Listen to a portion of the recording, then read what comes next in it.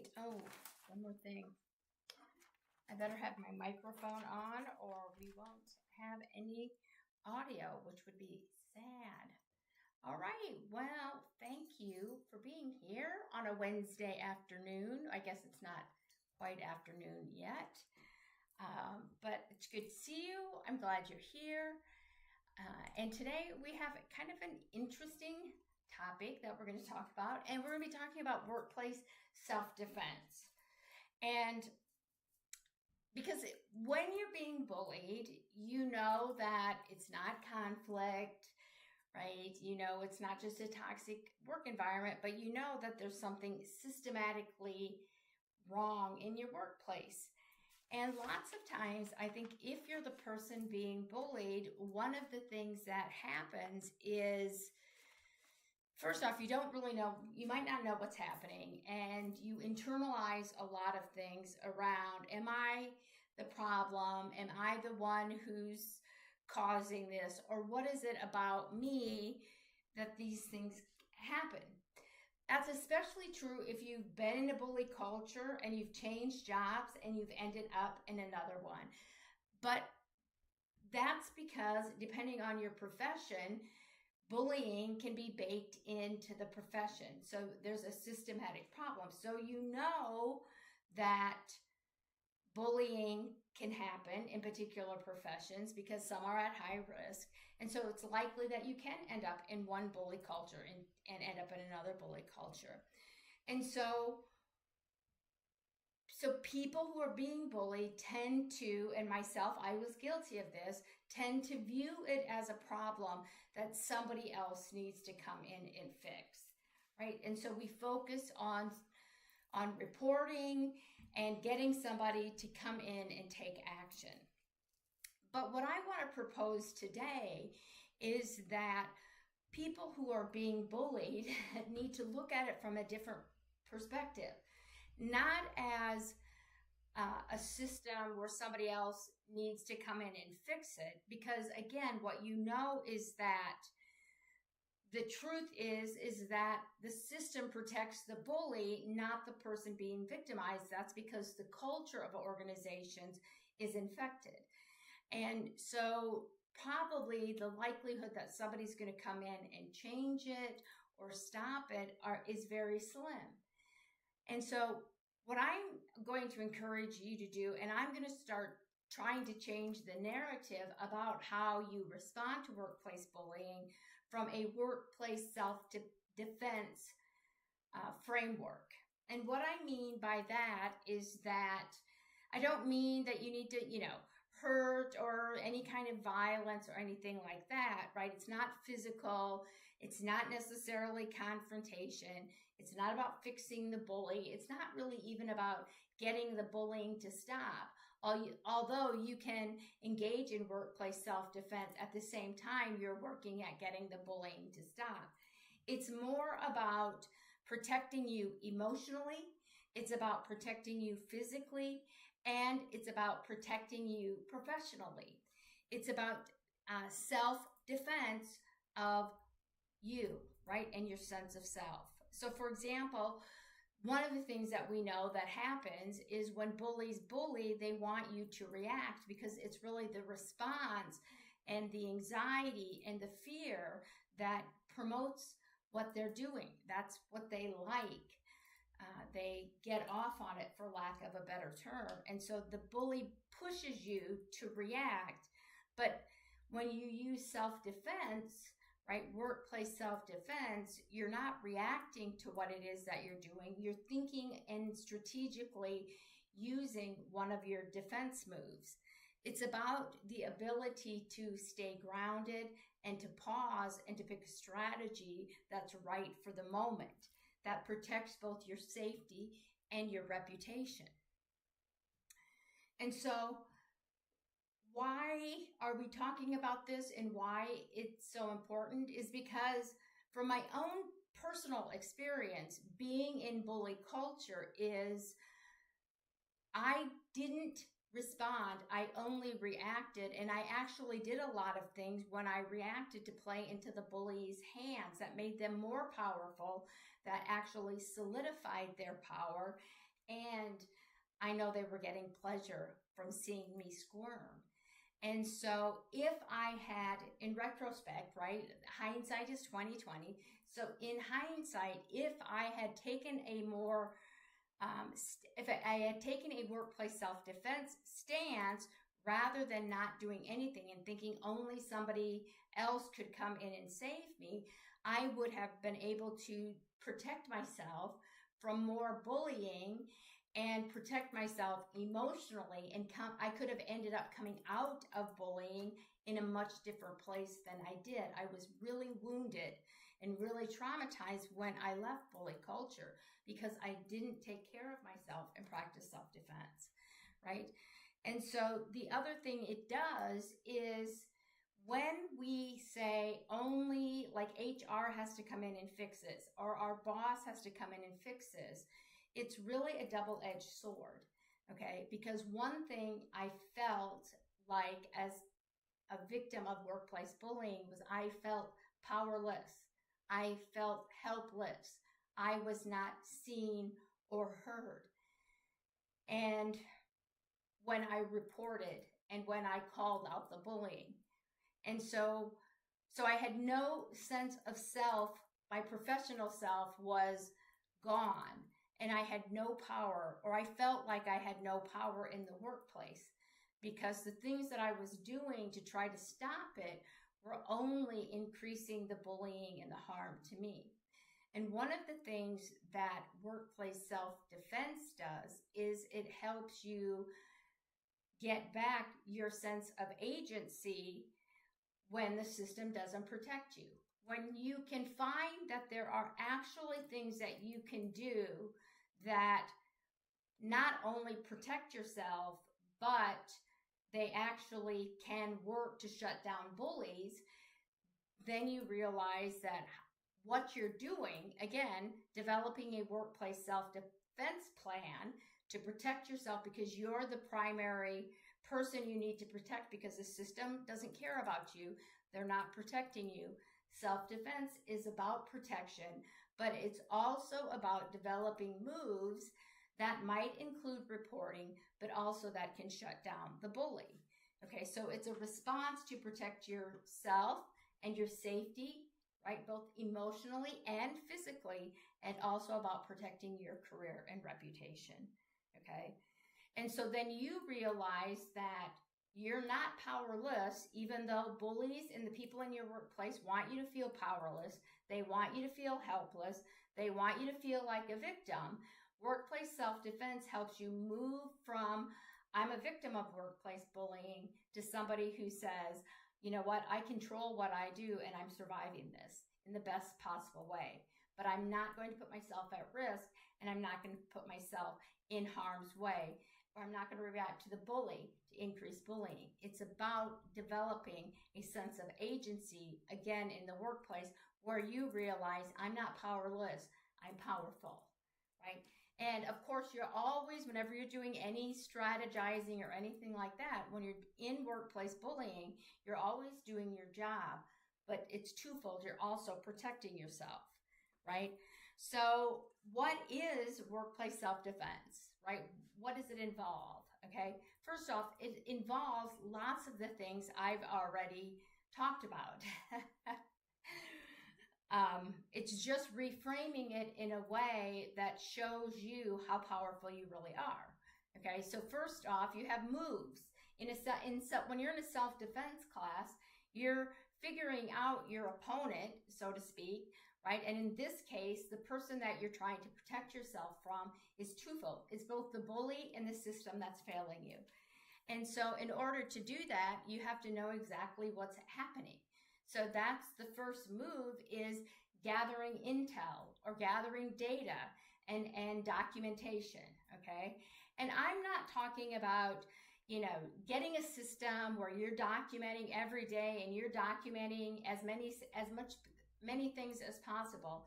What I'm talking about is taking a week where you bring in a notepad, or you are just aware of, and yes, I would probably write it down because, you know, I'm no spring chicken and I forget a lot of things, just so I would know the who is doing it, the what are they doing, when are they doing it, where is it happening, what type of bullying is happening, and how are you responding, right?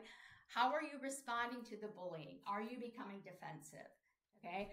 Are you, getting upset? Are you crying? Are you walking out of meetings, right? All of those are natural reactions to abuse. Okay. Let me just be clear of that. Nobody is judging you or telling you don't do those things.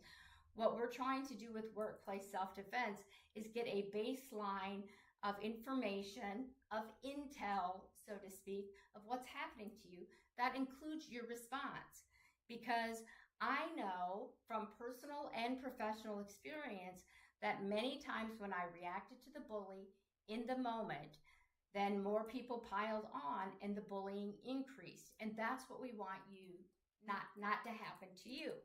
We want you to respond in a way that reduces the harm, in a way where there's harm reduction, not more harm, okay? First off, let me just also preface it. Nobody is teaching you anywhere about how you should be dealing with a bully. Because for the most part in this country, and I would even argue across the globe, we don't think it's a big social problem, and we know it is.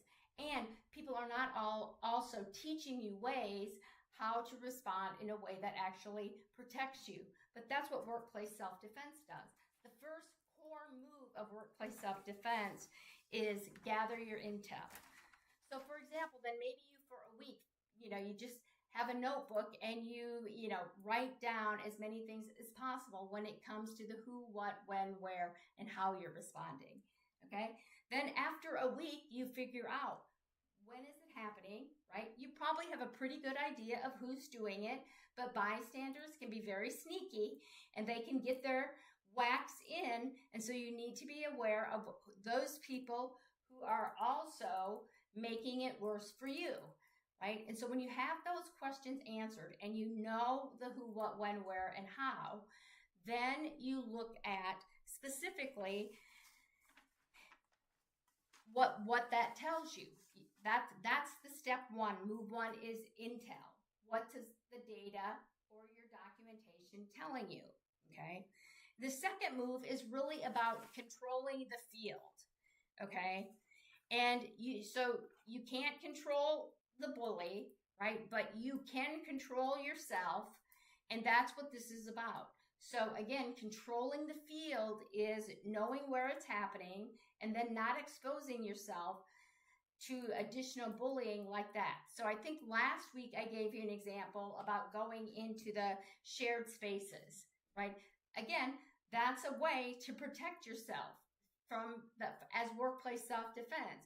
But it isn't just avoiding places where the bully's at, because sometimes you can't do that. But you can control the field, again, by controlling yourself. So grounding yourself, okay? How do you stay calm when the bully is poking at you, when bystanders jump on the bandwagon, or when you get called into HR? How are you maintaining calmness and emotional neutrality, so to speak, okay? And then, and again, so you have to have grounding techniques, okay? And you might even, to control the field, even weave in things like if you have a meeting that you know is often very tense, that you then schedule your break right after that meeting, right? So that you can decompress and you can, let the air out of your body, so to speak, that gets built up when you're being bullied, okay? And this also includes, again, thinking about the when, where, all of those things. Controlling the field is having good self-defense moves for getting yourself out of risky situations.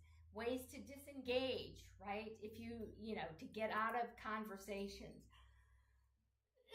Excuse me, right? Setting boundaries that protect yourself, okay? And one of the things I think is a good example for this is when you're being bullied, a lot of times you take on extra stuff to do because you feel like people are seeing you in a way that's not positive.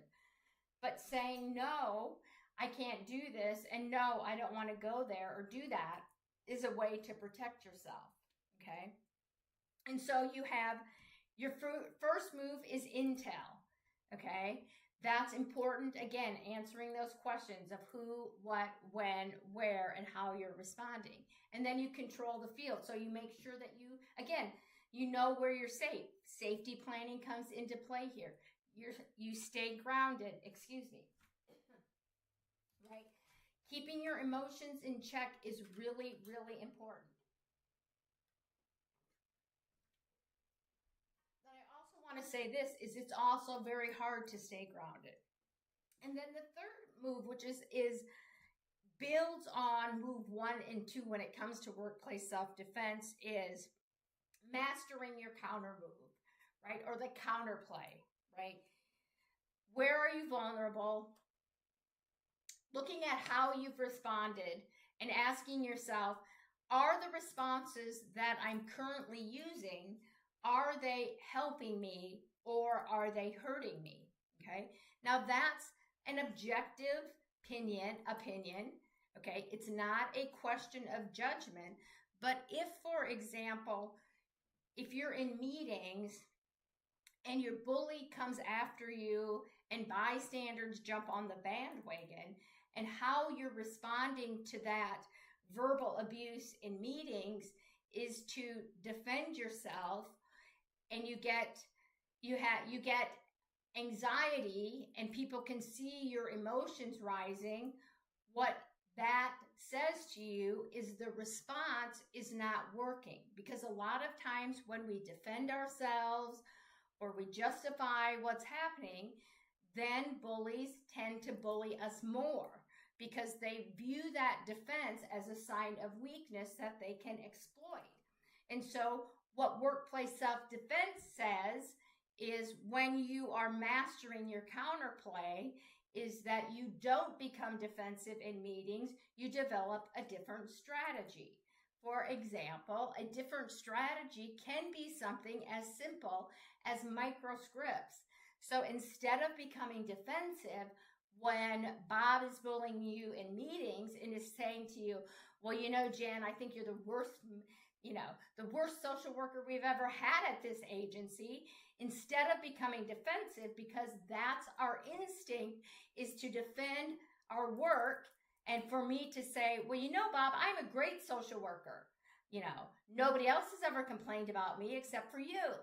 But that then gives Bob the green light to keep coming after me. So microscripts, instead of saying and becoming defensive, you can say, okay, I hear you, Bob. Okay. That's interesting, right? It's both confirming that you've heard Bob, but you're not giving Bob any fuel to continue to bully you. Okay. And so what I would recommend then is that you pick out 2 spots where you're vulnerable. Okay, so you gather your intel. So for a week, you're just going to mark down on a notebook when, where, how, what, and your response, right? The how. How are you responding? And then when you know that you have that data, okay, you have done the second move, right? You're grounded, you're controlling the field, you have good grounding techniques. You have ways of not making yourself, going places where Bob is. That third one is where you develop strategies to deal with Bob. Just pick 2 because you can't start with too many, okay? You can build on your moves, okay, and your self-defense strategies as you address one area of vulnerability and then another area of vulnerability. So microscripts are a super easy one to start with. And there's very likely times where Bob is coming at you at work where you're vulnerable, and you can insert a microscript versus whatever it is your response is, okay? And the goal of strategizing is to take the power away from Bob and to literally pop Bob's balloon, figuratively, not literally, right? And so you don't want Bob to have any reason to bully you. First off, Bob doesn't have any reason to bully you, but you don't want to react in a way that gives Bob more, that gives Bob reason to bully you, right? So for example, for myself, when people would cyberbully me and I would respond, okay, I should have disengaged, because when I responded all the time, right, that continual engagement, other people bullied me. My supervisor would most of the time jump in and bully me, and I got bullied more if I had just done two things. Only engage when I absolutely had to. So just because a bully sends you an email or says something to you does not mean you need to respond back, right? You need to ask your question. A question is this about my work? And what's Bob's goal in sending me or saying this to me? And then how I could have responded was easily with a microscript in an email, because I didn't always need to point out all of the bullying, because that then increased how I was bullied. Okay, again, you're not responsible for the bullying, but sometimes how we respond is not in our own benefit, right? It doesn't benefit us, it actually hurts us. And that's where self-defense is, where you start thinking about yourself and stop thinking about what Bob's doing, because you can and you never could control Bob, but you can control yourself, okay? And so how you respond, what you say, what you do makes a huge difference, okay? And everybody's workplace self-defense is going to be different, because how your bully bullies you is different than anybody else's, okay? So even when I was being bullied in my organization, I had a colleague who was also being bullied at the same time, and we were not bullied in the same way. They came at her much harsher and very cutthroat. They didn't do that same thing to me. Part of the reason was how she responded to the bullying, okay? She often responded to that kind of bullying in a way that I just didn't respond to, okay? That actually protected me, okay? And so it's a new way of thinking about dealing with bullying, where you are the primary concern of you, because you're working again in a system that's not protecting you. And so, first off, oftentimes when I talk about things and I think about a strategy, or I'm developing a new resource, or I'm thinking about something like that, one of the things I always try to do is to put myself back into the position of being bullied. And what if I had said to Jan, the person who was bullied, something about workplace self-defense? Okay. What would my response have been? And I'm 99.9% sure that my response would have been maybe the response that you might have or are having, is that I don't have time for that. What I want is for the bullying to stop. Yeah, I get that, because you know what I want for you, right? I want for you the bullying to stop, okay? And so sometimes I think people who are bullied, myself included, okay, when I think back to who that person was when I was being bullied, the only thing I wanted was for somebody to come in and stop the bullying, right? And I get that. I 100% understand that.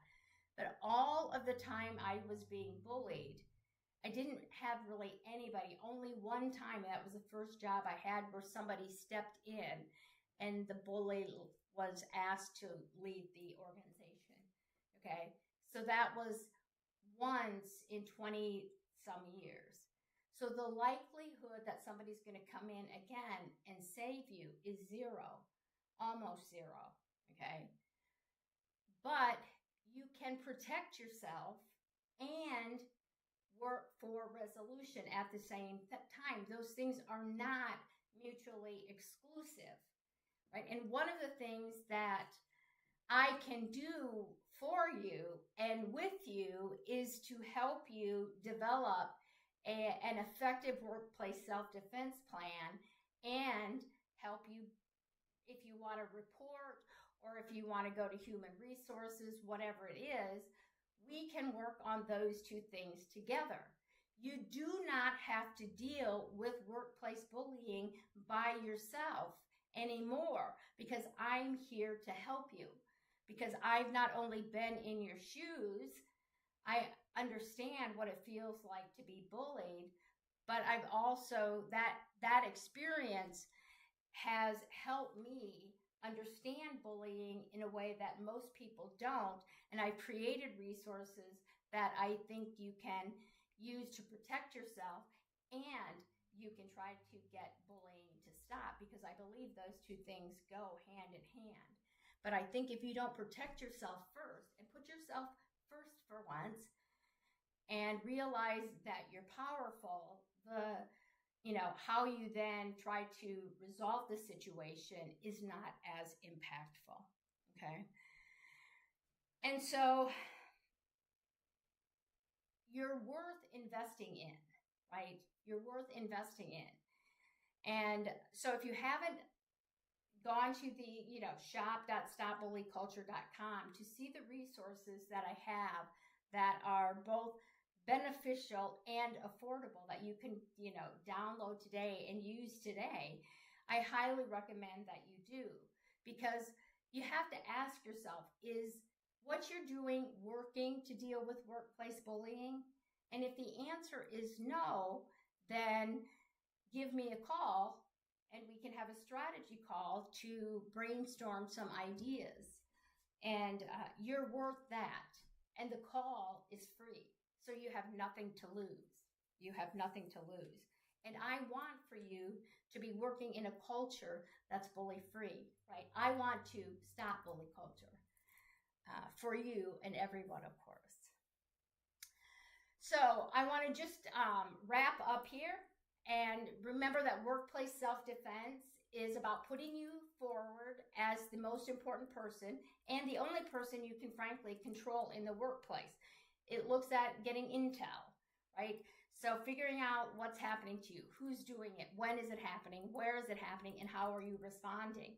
And using that information then to control the field, right? Getting good grounding techniques, developing some strategies and ways to get out of places where you're feeling both physically and emotionally unsafe, and then mastering your counterplay is a way that you can develop strategies like microscripts. These aren't things that are super difficult to develop, but they're highly effective in reducing the harm to bullying and also increases your opportunity to shut down bullies.